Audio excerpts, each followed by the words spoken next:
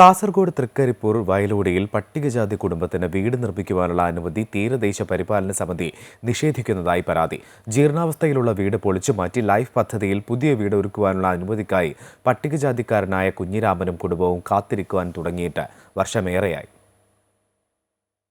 CR സെറ്റിൽ ഉൾപ്പെടുന്ന പ്രദേശത്ത് 37 വർഷം പഴക്കമുള്ള വീട് പൊളിച്ചുമാറ്റി പുതിയത് നിർമ്മിക്കുന്നതിനാണ് തീരദേശ പരിപാലന സമിതി അനുമതി നൽകാത്തത്.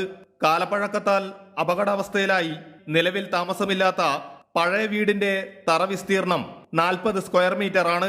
ലൈഫ് ഭവന പദ്ധതിയിൽ പട്ടികജാതി കുടുംബം 39 സ്ക്വയർ മീറ്റർ ഉള്ള വീട് നിർമ്മിക്കുവാനായി തീരദേശ പരിപാലന സമിതിക്ക് പ്ലാൻ അടക്കം അപേക്ഷ നൽകിയിട്ട് 1 വർഷത്തിലേറെയായി. തറ വിസ്തീർണം അധികരിക്കാതെ പുതിയ വീട് നിർമ്മിക്കുവാൻ അനുമതി നൽകാമെന്ന് രേഖകൾ വ്യക്തമാക്കുമ്പോഴാണ് തീരദേശ പരിപാലന സമിതി പട്ടികജാതി കുടുംബത്തെ വേദനിപ്പിക്കുന്ന നിലപാട് സ്വീകരിക്കുന്നത്. ചെറിയ കുഞ്ഞളി കൊണ്ട് നിൽക്കുന്നതാണ്. എന്നിട്ട് അവരോട് എല്ലാവരോടും പറഞ്ഞിട്ട് എല്ലാവരും ബോട്ടിൻ്റെ സമയം വന്നിട്ട് പറയും ഇപ്പം ആക്കിത്തരാന്ന് പറയും പോവും. പിന്നെ ആരും അഡ്രസ്സും ഉണ്ടാവില്ല. കുടുംബത്തിനോടുള്ള നിഷേധ നിലപാടിനെതിരെ വാർഡംഗവും രംഗത്തെത്തി. ഇവരുടെ നീതിയും അവകാശം നിഷേധിക്കുകയാണ്. പട്ടികജാതി കുടുംബമാണ്. ഇവരെ വട്ടം ഇപ്പം പറയുന്നത് ഇത് പെർമിഷന് വേണ്ടിയിട്ട് സംസ്ഥാന കമ്മിറ്റി കൊടുത്തു എന്നാണ്. അതിൻ്റെ ആവശ്യമില്ല. ജില്ലാ സമിതി കൊടുക്കാവുന്നതേ ഉള്ളൂ.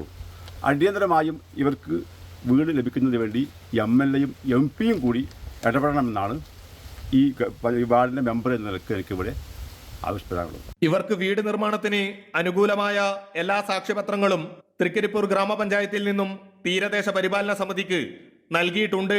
പഴയ വീട് താമസയോഗ്യമല്ലാതായതോടെ കുട്ടികളടക്കമുള്ള 9 അംഗ കുടുംബം താൽക്കാലികമായി നിർമ്മിച്ച കൂരയിലാണ് കഴിയുന്നത്.